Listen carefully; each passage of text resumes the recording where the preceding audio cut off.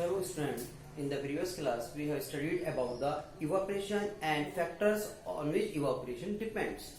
And there were four factors on which evaporation depends. First one was surface area, second wind speed, third temperature, and fourth one was humidity. And the evaporation depends on humidity inversely, and except of it the evaporation depends on all the three factors directly. अब question यहाँ पर rise होता है कि why the evaporation occurs without reaching to 100 degree centigrade, कि evaporation बिना 100 degree centigrade पे पानी पहुंचे कि वो वेपर में क्यों चेंज हो जाता है. वाटर बॉयल नहीं होता है लेकिन वो वेपर में चेंज हो जाता है. उसका क्या रीजन है? तो उसका क्या रीजन है कि जब पानी को हीट मिल जाती है, कितनी हीट मिल जाती है? Approx to its latent heat, कि जितनी वाटर को लेटेंट हीट चाहिए होती है, क्योंकि हमने बताया था लेटेंट हीट से क्या होती है, स्टेट चेंज हो जाती है. तो जिसकी वजह से जब वाटर को लेटेंट हीट मिल जाती है जितनी उसे मिलनी चाहिए, then water change into the vapour. अब क्या होता है, जैसे सी का पानी है, हम देखते हैं कि सी की सरफेस से, ऊपर सरफेस से कंटिन्यूसली वाटर वेपर में चेंज होता रहता है. तो उसका क्या रीजन है कंटिन्यूसली वेपर में चेंज होने का?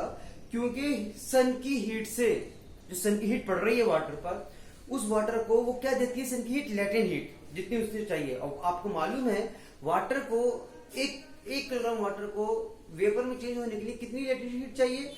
3.34 इंटू 10⁵ जूल पर किलोग्राम. इतनी हीट चाहिए वाटर को, 1 किलोग्राम वाटर को वेपर में चेंज होने के लिए. तो अगर वाटर को इतनी हीट मिल जाती है तो वाटर वेपर में चेंज हो जाता है. तो वहां पर वो बॉयल नहीं हो रहा है, उसे डायरेक्टली सन से इतनी हीट मिल गई, वो वेपर में चेंज हो गया. ऐसे जब हम रूफ पर स्प्रिंकल करते हैं, छतों पर, हम अपनी अंगनाई में, अब गर्मी चल रही है, स्प्रिंकल करते हैं वाटर का, तो हम देखते हैं वो वाटर वेपर में चेंज हो गया. क्यों? क्योंकि उस वाटर ने उस रूफ से क्या ले ली, लेटेंट हीट. वहां पर बॉयल नहीं हो रहा पानी, हमने इधर डाला, 1 मिनट में वो सारा पानी वेपर में चेंज हो गया. क्यों हो गया? क्योंकि उस वाटर ने रूफ से क्या ली, लेटेंट हीट, जितनी उसे चाहिए थी, और वो किस में चेंज हो गया, वेपर में. तो यहाँ पर इवापोरेशन में वाटर 100 डिग्री सेंटीग्रेड तक बॉयल नहीं होता है, बिना 100 डिग्री सेंटीग्रेड पर पहुंचे ही वो वेपर में चेंज हो जाता है. तो उसका क्या रीजन समझ में आ रहा है, क्यों हो जाता है? क्योंकि वो क्या ले लेता है, लेटेंट हीट ले लेता है, और वो वेपर में चेंज हो जाता है. Cooling caused by evaporation. Cooling cause by evaporation. अब यहाँ पर कुछ हम एग्जांपल आपको देते हैं जिसकी वजह से, इवापोरेशन की वजह से क्या होती है, कूलिंग होती है ना. इसी सीक्वेंस में एक बहुत इंपॉर्टेंट क्वेश्चन जो मोस्टली एग्जाम में पूछा जाता है कि why the water in earthen pot becomes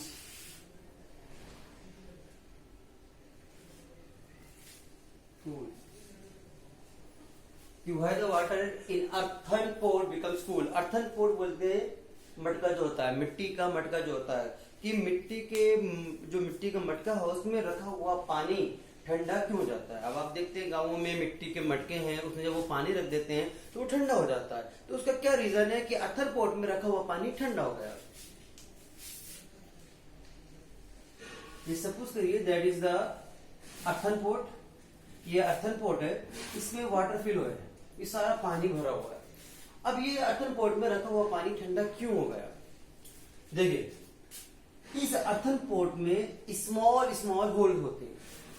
इस अर्थन पोट में क्या होते हैं, वेरी स्मॉल होल्स, बहुत छोटे माइन्यूट होल्स होते हैं, जिनसे जो इसके अंदर वाटर है वो वाटर सीप आउट होता है. वाटर क्या होता है, सीप आउट होता है होल से. सीप आउट मतलब रिसता है, बहुत हल्का हल्का रिसना, सीप आउट.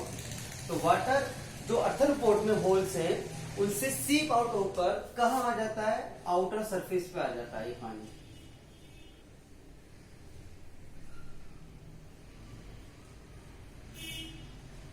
यहाँ आ गया वो वाटर.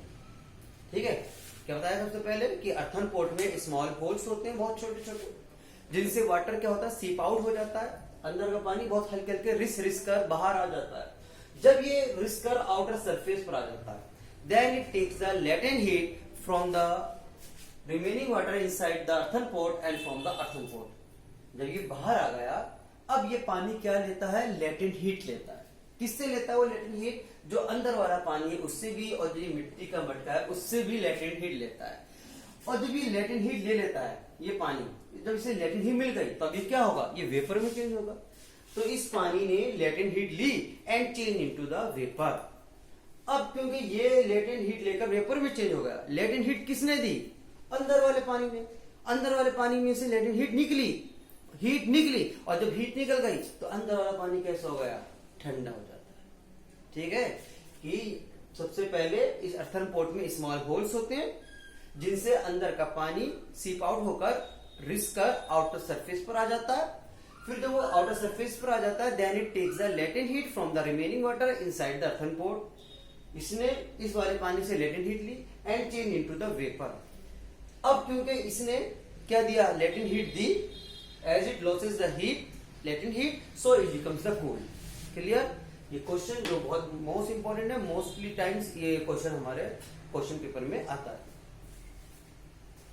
अगला इसी में सीक्वेंस में आता है, आप देखते हैं कि जब हम कुछ स्पिरिट अपने हैंड्स पर रख लेते हैं, है ना, स्पिरिट जब हम हैंड्स पर रखते हैं तो हम देखते हैं हमारा हैंड्स ठंडा लग रहा है वहां पर। उसका भी सेम रीजन है, जब हमने स्पिरिट को अपने हैंड पर रखा तो वो स्पिरिट अब हमारे हैंड से क्या लेता है, लेटेंट हीट लेता है। स्पिरिट हमारे हैंड से क्या लेता है, लेटेंट हीट लेता है। और जब वो लेटेंट हीट ले लेता है तो वो किस में चेंज होता है, वेपर में।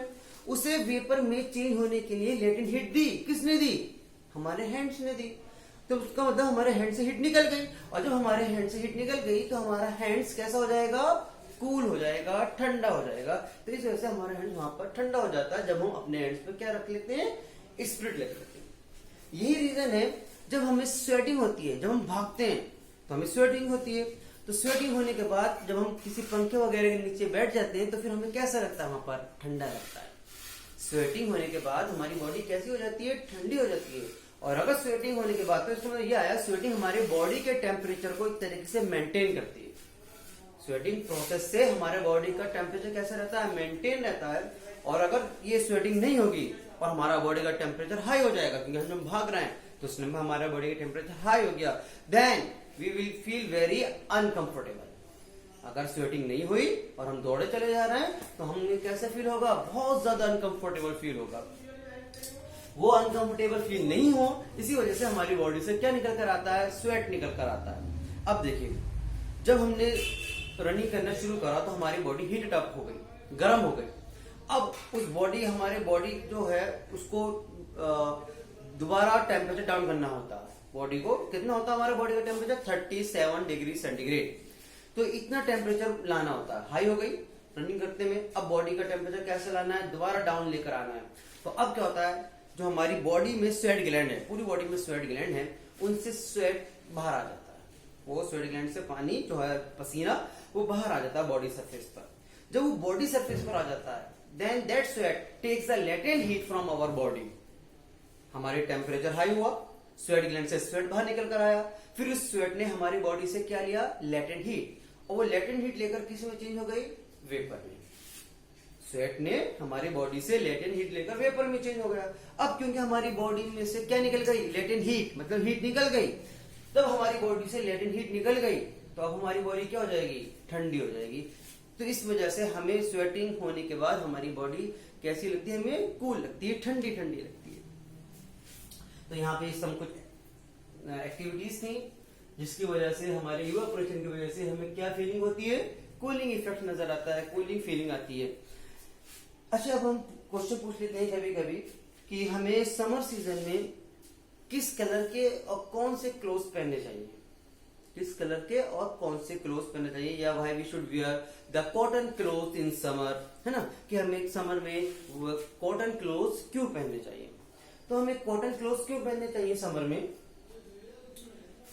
क्योंकि जो कॉटन क्लोथ होता है, जब हमारी समर में बॉडी का टेम्परेचर हाई रहता है तो कंटिन्यूसली हमारी बॉडी से क्या होता रहता है, स्वेट बाहर आता रहता है। पसीना बाहर आता रहता है समर सीजन में, गर्मियों में।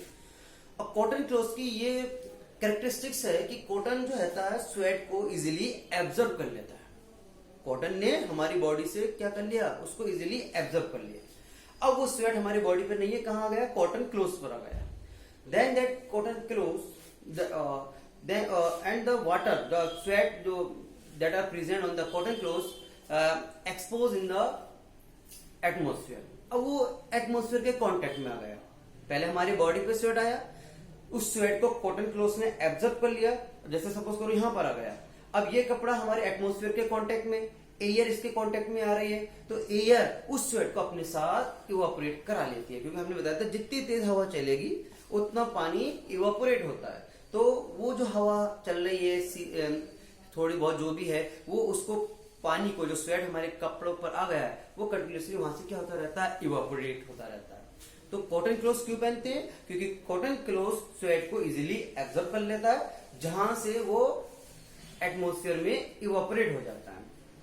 और अगर हम सिल्क क्लोथ पहनते हैं, रेशमी टाइप की क्लोथ पहनते हैं, तो फिर वो जो क्लोथ हैं उनकी कैरेक्टरिस्टिक्स है वो वाटर को एब्जॉर्ब नहीं करती।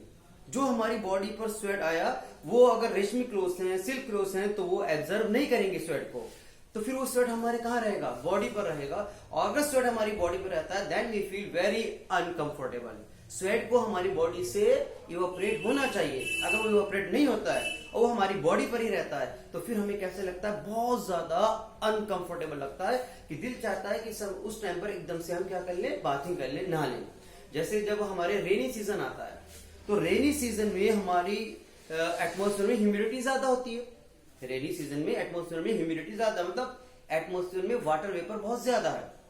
तो जब वाटर वेपर बहुत ज्यादा है तो जो हमारे स्वेट आएगा, वो स्वेट हमने बताया था ह्यूमिडिटी ज्यादा है तो रेट ऑफ इवापोरेशन कम होता है। तो रेनी सीजन में जब स्वेटिंग जो हुई, वो स्वेट वेपर में चेंज नहीं हो पाता है, क्योंकि ह्यूमिडिटी ज्यादा है। तो मतलब वो स्वेट हमारी बॉडी पर रहता है और हम क्या देखते हैं कि हमें कैसा फील होता है, अनकंफर्टेबल फील होता है। तो उस टाइम पर हमें क्या करना है, स्वेट को, जब तक हमारी बॉडी में स्वेट रहेगा हमें अनकंफर्टेबल फील होता रहता है, तो उस टाइम पर हम क्या करते हैं, बाथिंग करते हैं, मतलब नहा लेते हैं।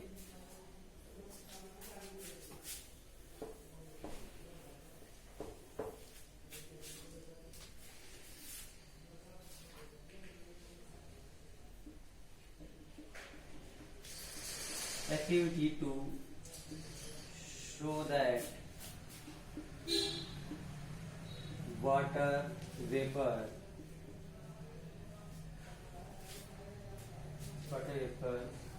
present in air। अब हमें एक एक्टिविटी बनानी है जो ये शो करती है कि water vapour present in air.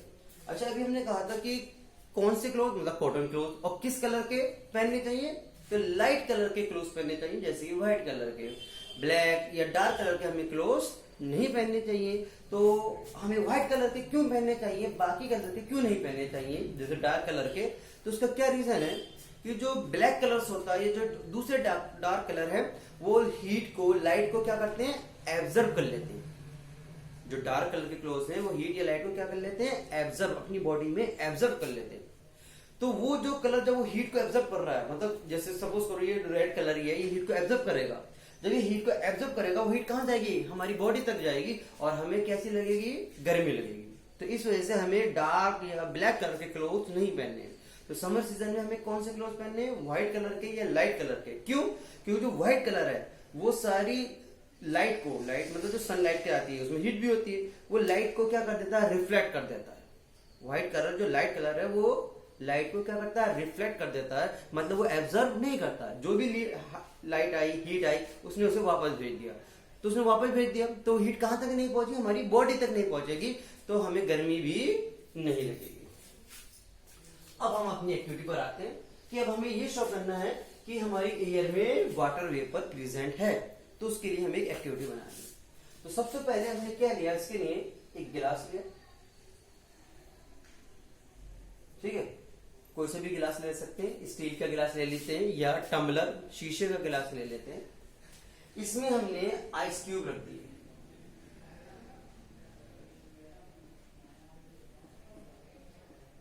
Ice cube,